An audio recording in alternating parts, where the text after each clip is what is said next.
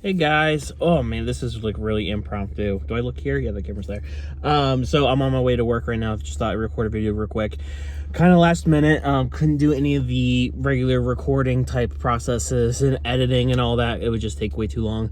I'm going on, as of time of recording, I'm going on vacation with my wife in literally a day. So there's like no time to like export and edit anything before we go away for vacation. I wanted to get this out like 2 weeks after I went to Mercer for the free weekend, just because it's kind of like a recap and like my thoughts and views on everything. So I will start out. It was fun for all those people. They're like, oh, he's gonna like lay down the law and like crap all over No, it's Mercer's a great field. I enjoy playing there a lot. And the free weekend was a really great time. And I invited a couple people to come with. None of them could make it, unfortunately, due to one reason or another, but that's okay. But also, like, with hindsight, it probably wasn't the best first-time experience for a new Airsoft player. I'm getting, conflicting reports. There's between 175 and 185 people there that day. Now, were they all playing in the same game?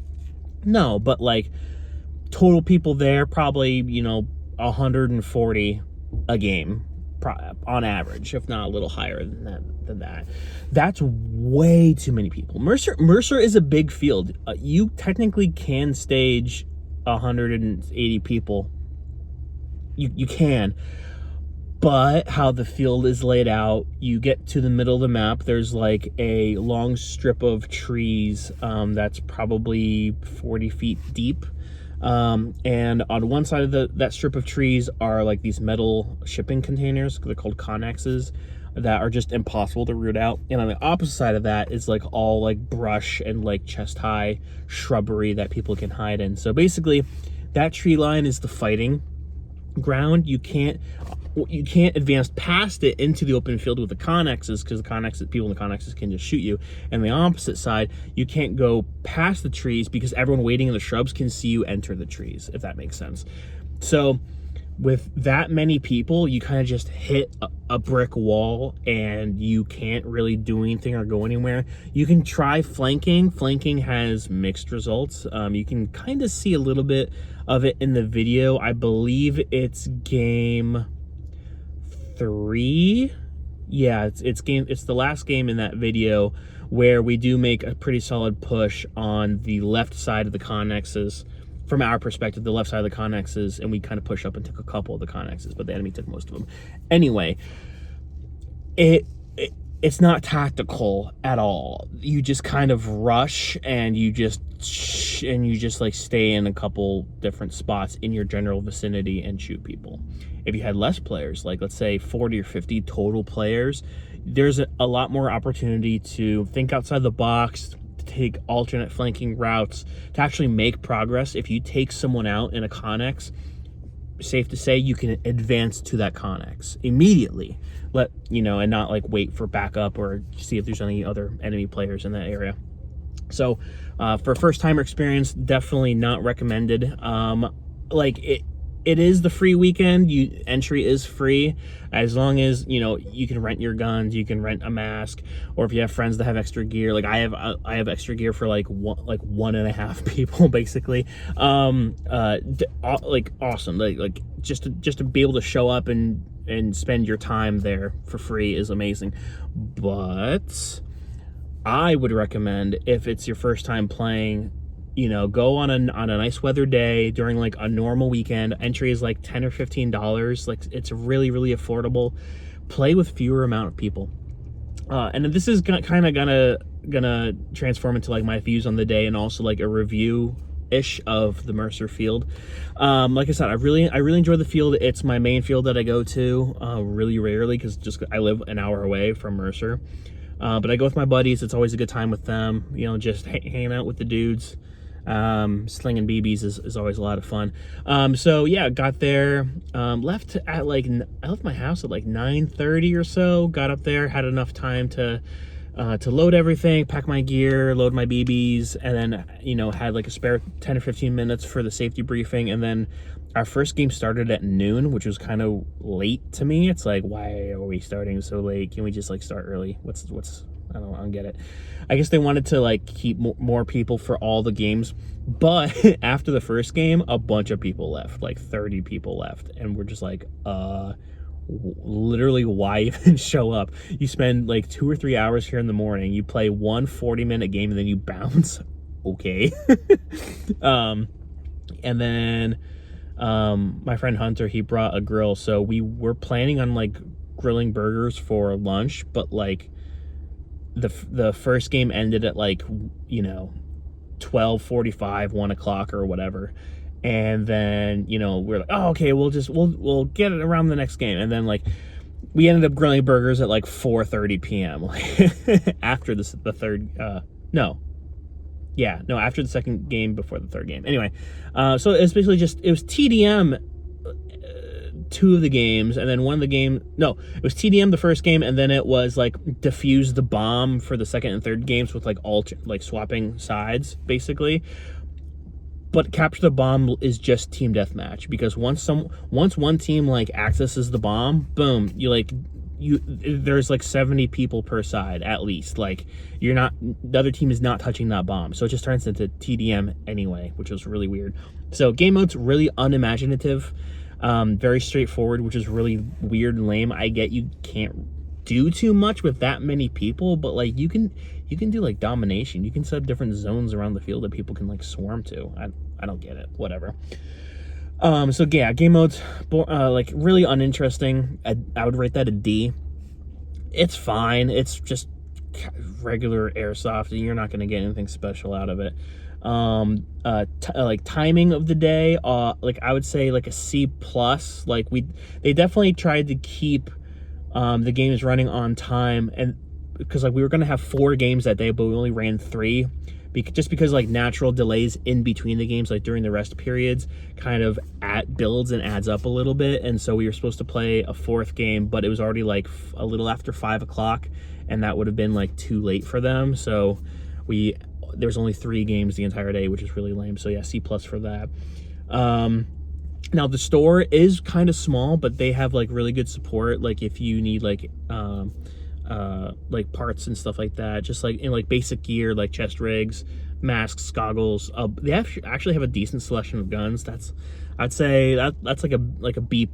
I'd say, it's not like Amped or a lot of like bigger retailers for airsoft where you're gonna have like a massive selection. But like it will get the job done for you. There's no complaints at all about their store selection. They do have a Discord where you can like ask questions. There's discussions about upcoming events for like different milsims and stuff like that. There's like you can post pictures, videos, teching if you want, like questions on like how to fix your gun, all that kind of stuff. So they have a Discord. I forget the exact link to it, but you can find it on their website, I think. Yeah, Discord definitely A+, like one of the most comprehensive Discords on there, and people just asking a bunch of questions and really, really cool stuff on there. And I would say the field as a whole, this is going to be really controversial because I like the field and it's my main field. Mercer Airsoft as like a location, like I'm not talking about the staff, I'm not talking about the actual store or the prices or anything like that, like safety, all that's totally awesome and fine. I'm talking about boots on the ground, actually playing on the field. C. It's going to be like dead center C grade. And I really hate to say that. It's not the fields that I grew up playing on. It's not my preferred style of field. I'm more of a woods ball kind of guy, like literally in the woods, big trees, fortifications, leaves on the ground, rolling hills, all that kind of stuff. That's my preferred play style. That's where I started playing. There's a place in Connecticut where I grew up called Ground Zero Airsoft, and it was very much like that. That is A+ field all around. And so coming to Mercer, obviously it's also an outdoor field, but there's lots of mud everywhere. It has a very high water table. I don't know if they're sitting on like a swamp plain or if there's like an underground spring water that wells up naturally or whatever. However it is, there's a lot of water and mud everywhere. Even on like a hot day, there'll still be a couple of water spots. If it rains, forget about it. If it rained that week, dunzo, like absolutely mudfest. And like I said, with large players, you just meet in the middle and then that's it. Like it's kind of boring like that. But they do have good milsims, so I'd say that's definitely a big draw to going there. What else? Yeah, I don't like shrubbery. There's just like way too much brush and prickers, and if you want to actually be strategic and like find a way around to advance on the enemy, you have to like go through like thorn bushes basically, and like short trees that will whip you in the face if someone's in front of you. Like it's just really mad annoying. They clear brush, they're really diligent about the upkeep of their field in the important areas. I totally get that. You can't like spend all your time and energy like clearing off one place where maybe like 2 players will go to one time, you know what I mean? But just the shrubbery is really dumb to me. You're just kind of like stalking around in the brush or down like mowed lanes, like you're walking on mowed lanes and like on either side of you is like brush. That's kind of like weird and dumb to me. The only like real woods cover is that middle section, like I said, but once you get there, it's like a brick wall. Whoever controls the woods controls that passage, I guess. I like what they're doing with the metal shipping containers. They have like holes out of them. They're making them into makeshift buildings. There's like doorways and windows and everything that you can lean out and shoot. That's really, really cool. For smaller players, for a fewer amount of players, the fight over the connexes can actually be like really entertaining and like really adrenaline filled, especially because you have to clear the buildings and advance and everything. Like that's really, really cool. I love that. But just walking a lot, like when you die, just walking so much, it like you do get punished for being aggressive. In a way, because like you're walking back and forth through mud. Like if you want to advance on the enemy, you're going through mud. If you die, you have to walk through the mud twice. You know what I mean? It's just weird. It's really hard to explain. See. Now, like suggestions, oh Caleb, what could they do better? What could Mercer do better to bump that letter grade? I'd have to think about that a little more. They are making some really good upgrades and some really good changes. They took out some rotting wood buildings that were getting unsafe for people to go into. They cleared those away, and like 200 yards away from that, they put like a couple shipping containers as like a mock building or whatever. So that was really cool. So upkeep wise, they're doing a lot. I have to think about what could make them better as a field. Maybe just like switch up just where people are playing. Like instead of it just being like, oh, the entire field's open for every single game no matter what, just kind of like cut it off into slivers. Like have like a grid, you know, like a offset angled grid cut into thirds maybe, and then you know you could think of different game modes for that sliver. Like the connexes in the open field, that could be a sliver. The middle woods and either side of the woods in the open, like that could be a sliver.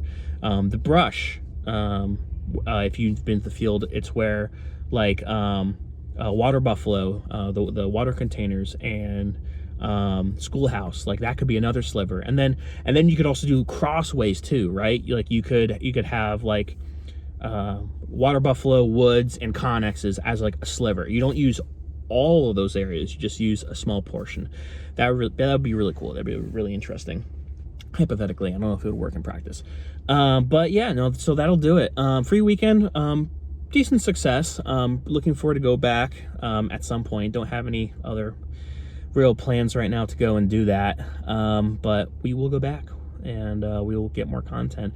Oh, update on the scope cam. So I've been having problems with the scope cam for like, it feels like almost 2 years now. It's been like really spotty where like it'll record fine for one game and then corrupt the rest of the footage for the rest of the day. Or like the example of the free weekend, it'll just corrupt it entirely, which was really unfortunate because I attached it to my sniper and my sniper would have gotten some really good footage. So people were like, oh, you have to reformat the SD card, you have to, download some kind of update from the manufacturer's website and put it in, like all these different ideas, and none of it worked until now. But one person said, oh, sometimes higher capacity SD cards will like mess up the footage for whatever reason, because like I have a 64 gigabyte card in there right now, and it only takes, like, I recorded all the games the free weekend, and the total size of all the files was like less than 2 gigabytes. So I might get away with like a 4 gigabyte or a 5 gigabyte SD card and see how that reliability checks out. That may be something that will fix it for sure. And if it doesn't work the next time, then I'm like, I have to sell the scope cam. Like, it's literally just dead weight sitting around. Hopefully someone else can figure out how to use it, but I hope that fix works. Also with my sniper, I mentioned it a little bit as like text in the video I posted, but that sniper did not work out for me.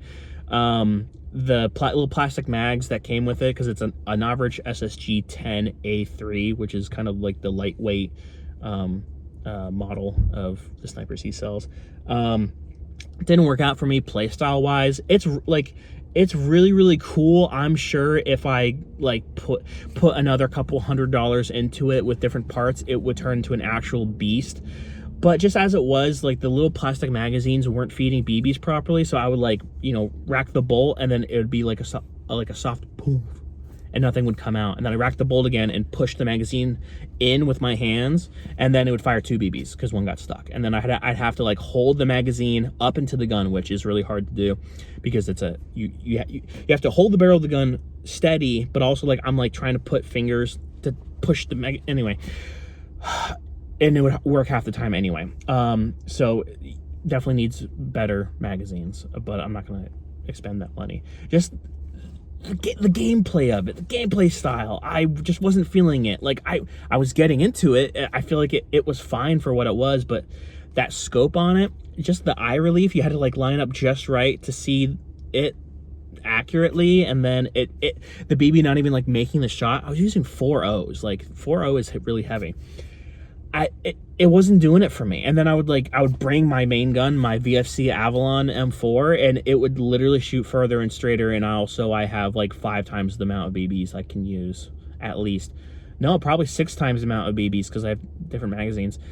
Just further and straighter and more accurate. And my M4 can do that? Okay, I'm just gonna use my M4. So I sold it to one of my buddies. Hopefully he gets a lot of good use out of it. I made that whole unboxing video back in December, and like this past couple weeks was the first time I was able to like use it in a game. I used it for one game, and I'm just like, this is really not all it's cracked up to be. You watch all those sniper videos on YouTube and you're like, cool, I want to do that. And like, good for you. Go do it. Go try it. Get a ghillie suit, whatever you want. Put some shrubbery in your hair. Go out and snipe some people, see how it is. But for me, just speaking from my experience, not my thing, and I needed the money more than I needed that gun, so meh. Anyway, so yep. Also, I sold my Echo 1 FAL that I had from back when I started playing airsoft. Full metal FAL. I spray painted it myself. I put skulls on the magazines. Really, really cool. I sold that to my friend Hunter. And then I sold a gas blowback, like 1911 pistol, to another friend, David. And that was a big payday for me, but it went toward expenses and stuff. So it really didn't do anything for me particularly, but it helped out. And I also got rid of some airsoft gear that I literally wasn't using anymore, even though I was truly sad to see my FAL go, because that was like my main gun. That was like my main thing back during my heyday of airsoft in my late teens, early 20s. But anyway, so I'm kind of rambling. I got to get to work here. I had a lot of time to kill, and now I'm losing time. So I'll see you guys later, I guess. Thanks for listening and watching. Deuces.